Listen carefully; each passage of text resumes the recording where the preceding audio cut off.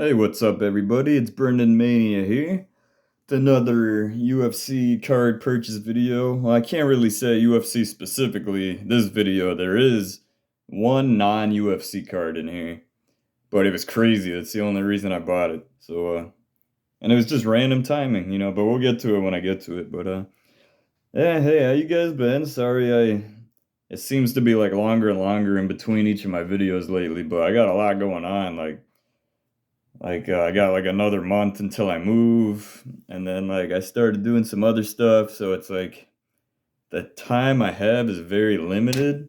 I'll have more time once me and April are actually living together and I don't have to travel 20 minutes back and forward, but I could just stay in one place. But then I might get in trouble when I make these videos though, when April finds out how much I spend on these cards. Because April's got no idea. I don't tell her how much I spend on anything, but so don't tell her. I know some of you know her. But anyway, so I have some really nice cards today. And yeah, that's another thing. Speaking of that, like I know my channel's got a lot of subscribers. It's cuz there's been a couple times in my gaming, like whether it be Xbox or phone games, that I got ahead of the curve and I was really popular for a short amount of time. But I couldn't keep up with people that know how to do good editing and stuff like I know, like for example, I talk about him a lot, but Joe's Card Stash, he's got a nice setup. He edits his videos and all the fancy stuff. And like I like videos where the price pops up too, where they say like profit in the green or loss in the red and the numbers pop up. I like all that stuff. I like videos that have that. But I just don't know how to do that and I don't have the time. So if you still watch my videos anyway and you actually enjoy them and you enjoy just seeing the cards, without all that extra stuff in it, I'm very appreciative of you guys that actually continue to support me and to watch my videos. I wish I could put all this fancy stuff on the screen, but I just don't know how to do it. And even if I did, it would take me so much longer. I already don't have a lot of time. So but anyway, so let's get into the cards. Enough of that stuff, but I do appreciate you guys. So the first card, not a very popular fighter, but we have Yair Rozenstruik. This is a Immaculate Collection. What's this called? It's not acetate. Is it acetate? I don't know, but it's 3 out of 8. It's got the bigger patch. I like these cards. Usually I like them when they say UFC, but as long as there's some type of eye appeal, it's all about eye appeal for me. But so yeah, this is out of 8. This is what I would consider this type of card. I don't know if there's one in every box, but I would consider this card to be like the hit of the box. I don't know if it's one of these per case or one per box or how it works. I have no idea, but this is what I would maybe not this fighter, but this type of card is what I would imagine to be like the big hit last card of the box. And I got this for $22.50. So I thought it was a steal. I mean, this type of card for an active fighter that's currently on a 1-win streak against Chris Dawkins. I mean, you can't really go wrong for $22, right? So I picked it up. I do have another UFC version with the patch of the UFC logo of him also, as well, but paid a little bit more for that one. All right, I don't even know if I can get this in view. So I got another booklet. Not as popular of a fighter again. Mr. Tyron Woodley. This is number 1 out of 5. And then on the back, I don't have another case or I would have switched it out. I don't know if that's the name of the guy I bought it from or what that is, but it's definitely on the case at least. Not on the card. But yeah, I do not have another case like this, so I just left it in there. I was actually thinking about putting the Ruthless Robbie Lawler and Ben Askren card in here and taking the Tyron out, but for the video I left it in here. See, this is what I call an ugly patch. But see, what is that? What does that say right there? Fighter used material relic. Alright, it doesn't say. Defended championship at UFC 228. So I don't know if this is from his outfit on that fight or if they're just saying that he defended his belt. I don't know. Either way, the booklets are pretty cool. I don't think they do these anymore for UFC. I know they do them for other cards. But I thought it was cool, so I picked it up. It was 83.76 is what it came out to. It was up for auction. All right, we got one more like so-so card, and then we should be getting into some bangers. Oh man, sorry about that. I don't know what that was. Anyway, so we got Anthony Pettis here. No longer with the UFC, number 7 out of 25, and it feels like he's already forgotten. See, with most sports, like the older the card, the rarer the card, the more expensive the card. Well, UFC, it's like the older the fighter, like no one knows who he is anymore. It's like even like people are starting to forget about fighters like this. He was a champion. I think he was a 2-time champion, or he had a champion in something else before UFC or something, but it's like people just forget in MMA like who fighters are, or they don't even know in the first place. You got fighters like Dan Severn and Tim Bosch and all these people that no one, if you asked them who they were, no one would even know. Like only the hardcore fans. I was trying to get this off, but I'm pretty sure that's on the case inside. But I see this patch has some eye appeal. I don't know what it's supposed to be, but it looks cool. It's like blue and black. Athlete worn memorabilia. It's got his autograph, 7 out of 25 from 2017. And again, this was a cheap pickup. It was $20.50 because I don't think anybody knew who this even was when it went up for auction. And, it'd be cool. I'd like to think every champion's going in the Hall of Fame because not every fighter wins the belt. But, I don't know. I don't know how they pick who goes in the Hall of Fame, but I do know that this next guy is already there. We have Mr. Rich Franklin. And as you guys can see, I didn't even talk about the cards in the background, but I love these 2012 patches, man. So I already had the Dom Cruz. I got that for a steal. That was only $100, a 9.5 and a 10 for $100 with that nice patch. And then, of course, I had to get the John Bones Jones. And then we got Nunez with the Reebok logo, autograph gold. We got Bisbing in the background. I think that's a pop 1. I know some other people that have the cards, but they're not graded. And then the Joanna 1010 up there. The disco gold. But yeah, I believe he got inducted into the Hall of Fame in 2019. The patch isn't the greatest, I pretty much bought it just because it was the only one of them. And I mean, it is 2 colors. It's not as cool as like either of those, but at least it has some other color besides red. If it was just red, I might not even bought it at all. But this one I think I got for $72.70. This took a long time to get here. Some of these I get from other countries and they take a long time, and then they're in some other dollar amount. Like they don't use the American dollar, so when I try to look up how much I spent, it's a little weird. But all right, we're getting into some bangers now. All right, these next cards are like all gonna be crazy cards. So I normally don't buy patch cards. I think I made a post about this with the Anderson Silva one, which is coming. I don't even have that card in hand yet, but that's a nice card, so that'll be in the next video. But I did end up getting this quad patch, and I thought it was sick. So we got my boy Dom Cruz, my other boy TJ Dillashaw, Mr. McGregor, and Frankie Edgar. Now, unfortunately, Frankie Edgar's patch is blank and just ugly. The other 3 patches are sick. Like all 3 of those have eye appeal. And then you get the Frankies, and it's just like, I don't know why they would do that to my card. But this is a thick card, too. And it's numbered 24 out of 25. We were 1 off. And I think there's a PSA 10 version of this, and I remember bidding on it. I think I bid like $200 and I lost, I'm pretty sure. Somebody outbid me by like $2 or something, but this card I'm pretty sure, I can't remember. I think this corner, I don't know if you guys could see it. This corner has like a little white like dink, but I think that was it. I remember looking at this card and I was like, wow, this card is perfect.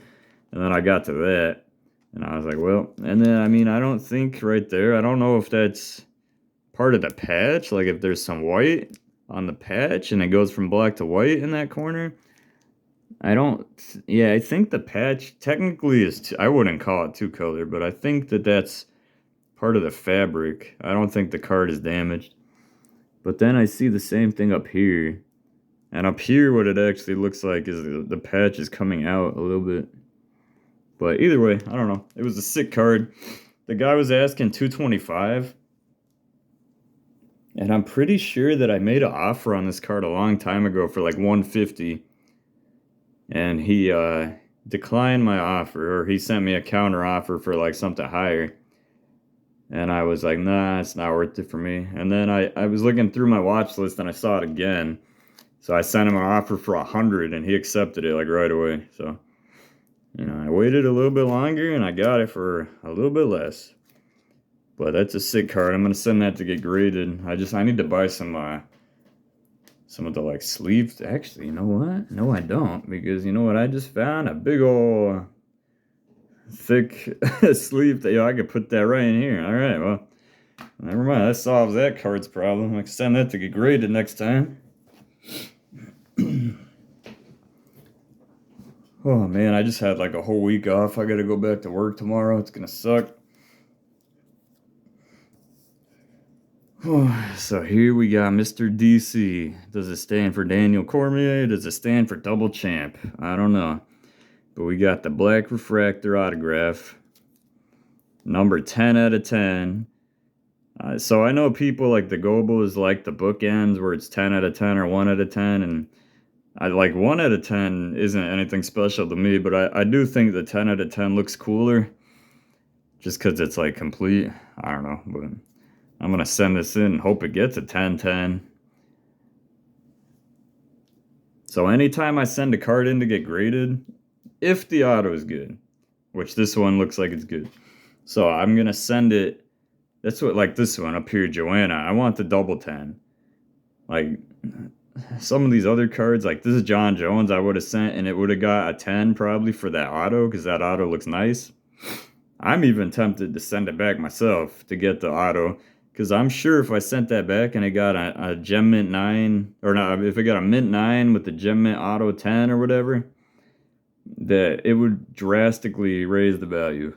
Like, people like me love seeing the double 10. And I do think that the 10 for the autograph, like Beckett has, adds more value to the card. So whenever I submit cards for autographs, whenever I submit an autograph card, I look at the autograph. And if it's a nice clean auto, it's in the sticker, or it's not cut off, I'll send it in for the dual grading. And if it's not, I'll send it in the regular submission for non-autograph cards. But anyway, so this card I paid $179 for. I think I thought I won this card for like $80. And then at the last second, it like updated and it told me that I won it for $179. But I had a pretty high bid on this card because I wanted it. Because it's a bookend. It looks clean. I'm pretty sure this card's nice. Which is what I would expect for paying that much money for it. That's another thing, you guys. So the cards that I buy that are really expensive, I don't mind if I hold on to them. Like if I was going to resell any of these, I would list them obviously for higher than what I paid. What I think they're actually worth. And if they don't sell, they don't sell. And I don't even care because I like all these cards. I have no intention of selling any of these specific cards here. Maybe the Jones, because you'll see why in a couple cards, but like if they don't sell, that's what you want to make sure. You guys don't want to spend a lot of money on a card hoping to sell it. You want to spend a lot of money on a card, and if you do hope to sell it, you also want to like not be financially burdened from having bought it, and you have to not mind holding on to it for a long time. So like I did my first submission for 73 cards. I haven't updated you guys in a while. I'm pretty sure I made all my money back, and I still haven't even sold most of the cards. But I'm pretty sure I made my money back selling what I sold so far. I got lucky on a lot of them. I had some big offers on some of the higher end cards. I kept the Dom card. I still have a pile of 9s right next to me and whatever's below 9, which I don't even know if I'll be able to sell those. But yeah, I made my money back on that first submission, and those were all lower end cards. I think in the last 90 days, I made like $5,000.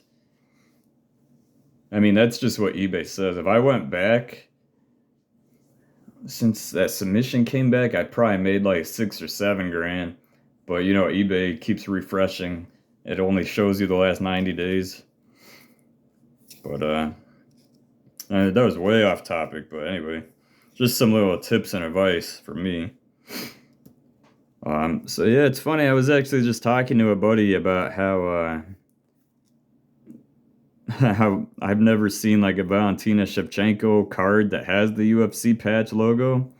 Like I have one for Nunez upstairs, and I don't know if I want to get those graded, but yeah, this one's number 5 out of 5, so bookend again. And you get so I've said this before, I do not like Chronicles. It doesn't look good to me. Like I don't even really like to look at this card, but I wanted the UFC patch. And since Valentina just lost, I think I got it for cheaper than I would have. I got this for $224.50. And I think my bid was like $250. It might have been $300. I don't know, but yeah, I wanted the card, and I think because she lost, I got it for cheaper than I normally would have. And also, if it's a card like this that's super low numbered, even if I mean, this auto doesn't look too bad. Maybe it's cut off on the B, but they might not even know that. It might look like it's not cut off, so I don't know. But if it was a card that's super low print or super rare or a 1 of 1, which I don't have any of them down here right now, I would still grade the auto regardless, whether it was cut off or not. And even if it comes back a Gem Mint 10 with like an auto 9, you could send it back to have the auto 9 removed if you think that's going to lower the value. But when the rarer it is, like you got to get as much grading as possible on it, in my opinion. But yeah, so anyway, not a fan of these Chronicle cards, but I had to buy it. And it was numbered 5 out of 5. It had the UFC patch logo. It's Valentina Shevchenko. Hopefully she wins the rematch. I don't know what's going to happen, but her losing was a good buying opportunity. I think I got that for cheaper than I would have normally. Because my buddy bought a different card. It was like $360 or something, and it had a different signature, and it was on card auto. But the patch was smaller, and it didn't have the UFC logo.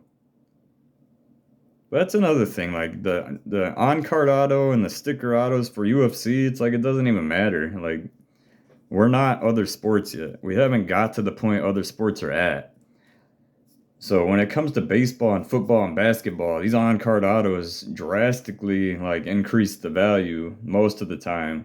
But when you're talking about UFC, it doesn't, because like look, this is from 2012 sticker auto. We got sticker auto in 2022. It's like hard to find an on-card auto, and you would think that would make it worth more, but it doesn't right now in this market anyway. Most of the Immaculates are on-card auto, and they're selling for dirt cheap. I just showed you a Yair one I got for $22. I mean, I know that's a different fighter than Valentina, but you know, and right now in the sport of MMA, on-card and sticker auto is not that big of a difference. It should be, but we're not there yet. So just some more of my opinions. I do have another on-card auto in my hand right now. Mr. George St. Pierre. Georges St. Pierre. Mr. Gorgeous St. Pierre here. See that auto, like, I don't know, I thought the auto looked clean. Maybe they could argue and say that line right there going up is kind of worn out, but I think it's still a 10 worthy auto, and at the worst it would get a 9 because of that. But dude, I hate all these little white dots. Like, I don't even know what these are, but I clean the cards and I know it's not on a card, but where do they come from? And so this is number 1 out of 8. So this is another bookend, but like I said, it's the one that I don't really think is that good. But that's not why I bought it. I bought it because it was a GSP 2018 on-card auto. This was also $224.50. So somebody's max bid must have been the same for both of these cards. But yeah, you guys know I had to buy it, and I'm definitely sending this in for dual grading. I think this could pull a 10-10. I go over all these cards, and to be honest, even if I see a flaw, like if one of the corners was white, I would still send it in. Because a graded card will always sell for more than an ungraded card unless it gets a low grade. So if I sent this in and it came back a 6, I would crack it open right away and resell it as just a plain card. But if it came back as like a 9 or a 10, it should definitely sell more than it would raw. Maybe even an 8. I'm seeing some 8s sell for a lot of money right now, and just because it's like I saw like a PSA 6 Islam Makhachev auto for like $100, and I was like, what? I was like, I would crack that open. You could probably get more just for it being raw, but I don't know. Maybe people are bidding on it because it's the only one they could afford with how crazy Islam's cards have been getting. All right, guys, we got another one of my 2012 finest threads. Who doesn't love Mr. Iceman Chuck Liddell? I know Chuck Liddell is really popular right now. It's like any Chuck Liddell graded auto is going for like 150 right now. Like, and I get a lot of bids for 150 on some of my cards, but that's not what I'm looking for on mine. And this is an authentic finest fight Matt Jumbo authentic, oh no, autograph card from 2012.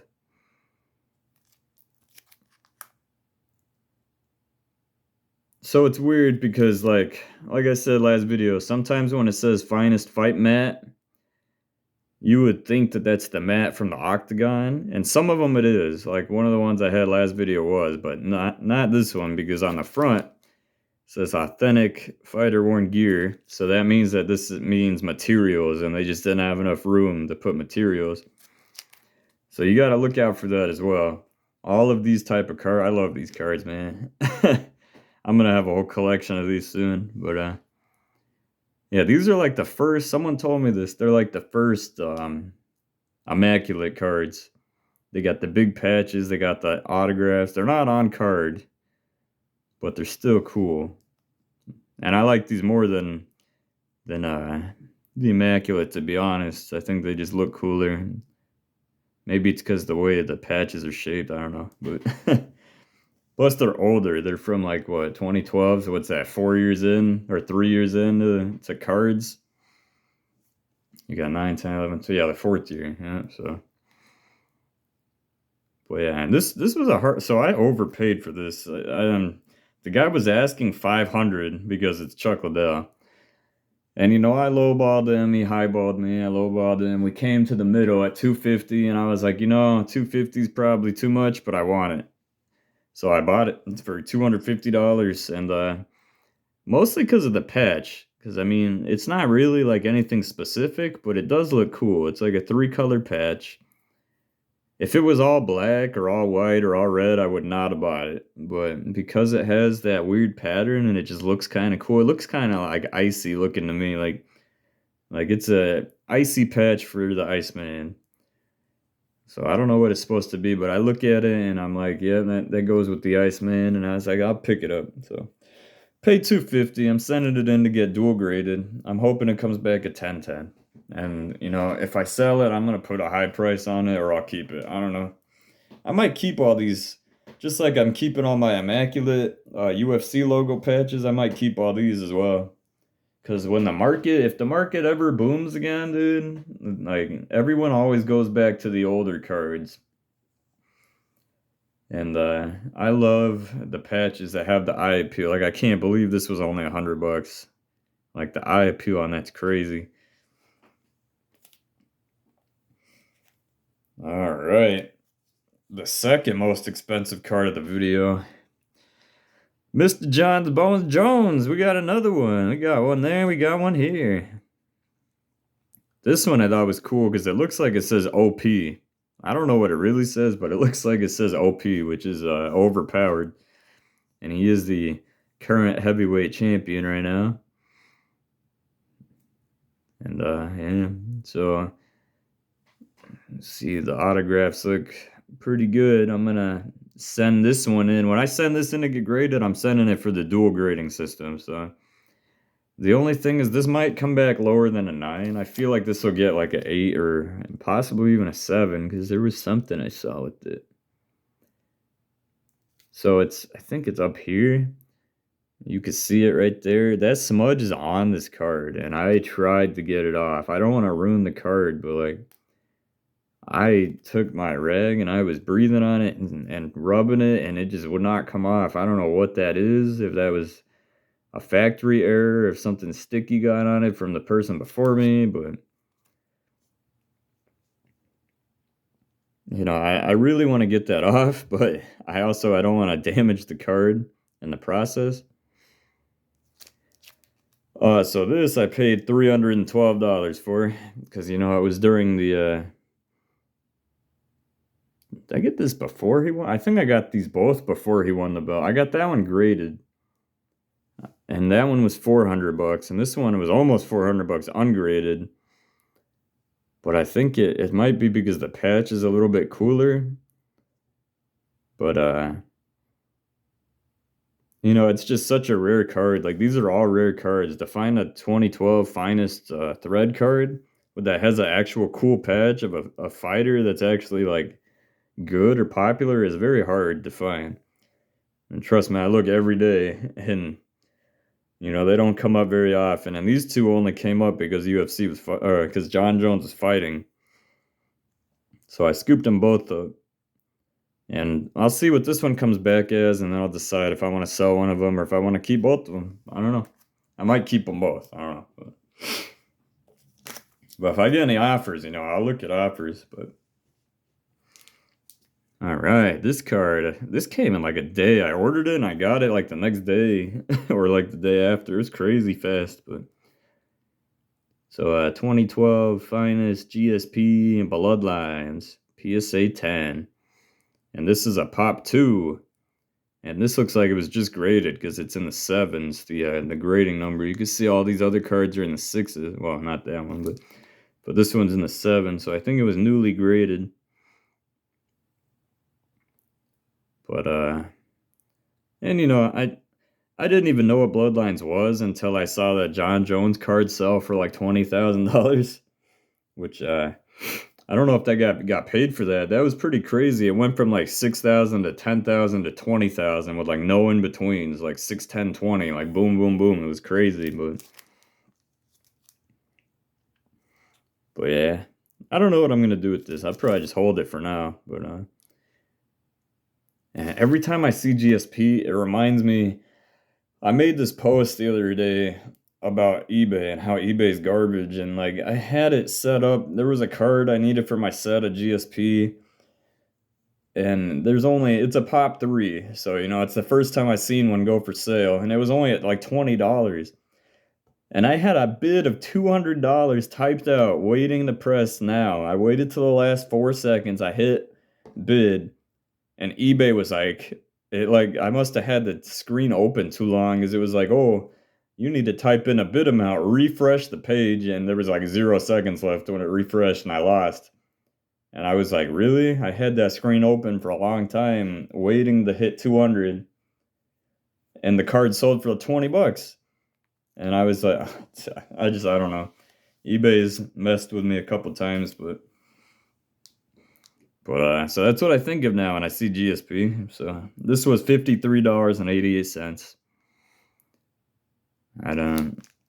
I just thought it was a cool card. Pop 2, you know, I'm sure I could resell it for $100 if I really wanted to. But. All right, this is my most expensive card that I've ever bought. And it is not a UFC card. So I know, you know, this is a UFC channel, but I saw this card and I had to buy it. Like,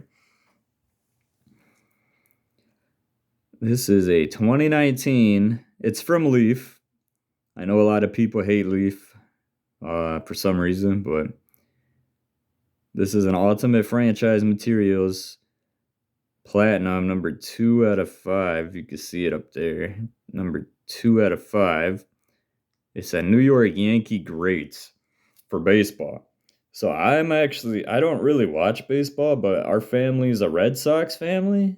Actually, April's might be a Yankee. She might be a Yankee fan, but like my family is a Red Sox. We're from San Francisco, or well, the San Francisco Giants used to be our team because we're from California and we live in Connecticut now.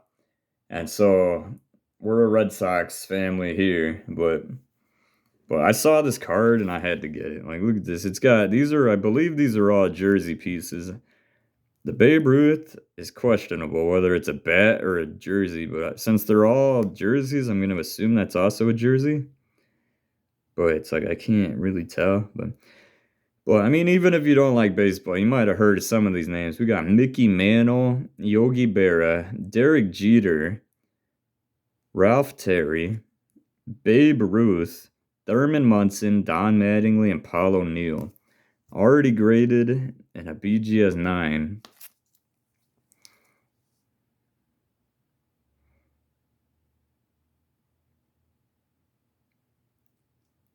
And I mean, it's crazy. Like, I was looking for a Babe Ruth patch because I watch sports videos for or sports card openings for other sports. Run Good Life. I love watching Run Good Life. Even though I don't know any of the players for other sports or anything, I like watching them. But so I saw this up for auction and I wanted it, so I got it. It was $560. But if you look up all these players individually, like any Mickey Mantle patch is $200, any Babe Ruth patch is $200. Derek Jeter still. I have a bunch of Derek Jeter stuff upstairs, like not his rookie card, unfortunately, but I have like bigger patches than that, so I'm not really too thrilled about him being on there. But like most of these people, they're so old. Like I was saying, the older the better for other sports. So even if these were like 200 each, that's $800, which is like 240 more than I paid. Well, to me, this is $1,000 card at least. I mean, I know there's no autographs, but trying to get an autograph from most of these people is going to be really hard since they're all dead. But I mean, all right, well, I'm specifically talking about these two. I must admit, I don't really know anything about some of these other people, but Mickey Mantle and Babe Ruth were the big sellers for me. Derek Jeter's meh. He is a great player, or he was. I think he's retired now, but he's like still a young in my eyes. He's not like an old legend like these guys. Yogi Berra and Thurman Munson and Don Mattingly I've heard of. It's these two I actually don't really know who they are, but I had to get it. I wanted it, so I bought it. It's my only well, it's not true. It's my only graded baseball card, I'll say that. But anyway, so this was a big, expensive video. I hope you guys enjoyed the cards. Hopefully it was some better quality cards. I know, I mean, I'd be buying a bunch of random stuff, but my goal is to grade every single card that I've ever bought and resell most of them. Because, I do a lot of selling. I don't really, talk about it too often. I don't really post on Instagram things that I sell. I only post stuff that I buy. But I do sell a lot. Like I made like $1,000 on 3 cards the other week. Like I sold the Usman for $450. I sold the Chuck Liddell for $200. I sold a Benil for $150. And I be making sales. I just don't really like talk about them that much. Well, like I said, I made 5,000. It says in the last 3 months, which isn't a lot. I know there's a lot of bigger card companies. I mean, I could have made more, but I don't want to do any auctions right now in this market. I just do buy now or best offer, and if the offer is not good enough, I'm not taking it. So that's why I said you gotta like these cards. You gotta not mind holding them. You gotta not need the money to have a business like this. You gotta keep generating money and spending money at the same time without running out of it. So, it is what it is. But so my total for this video actually broke $2,000. It brought $2,103.34. So anyway, I'm sorry, I know it's a long video. We're at like 35 minutes, but I hope you guys enjoyed. I appreciate anyone that actually watches my content still. I know I usually average like 50 to 100 views, but it means a lot, man. Because these cards are cool and all, but unless you show them off to people and other people get to witness them or enjoy them, I mean, it's no fun. Just like right now, I just have them in a box. And it's like, I want something like the Gobles have. Like, I want to finally, when we find the house, I want to get those, the same, like, what they call it, like racks or whatever that the Gobles have. They're like these big black, like, picture frames that you slide the cards in. And I want stuff like that because these cards are cool, but unless you're seeing them and showing them off and like bringing joy to other people, they're just sitting there. And so that's why I like to show you guys everything that I purchase because I want you guys to see what I'm doing. I want to give you my tips and my advice, and I want to hear what you guys have to say. Let me know what I should be buying or what you're looking at or what you think's a good idea or not a good idea. And I take all these things into consideration. Because if you don't take the advice from other people, then you're gonna miss out on stuff that you don't see yourself. So, but anyway, hope you guys enjoyed this very expensive video, and I will see you in the next one.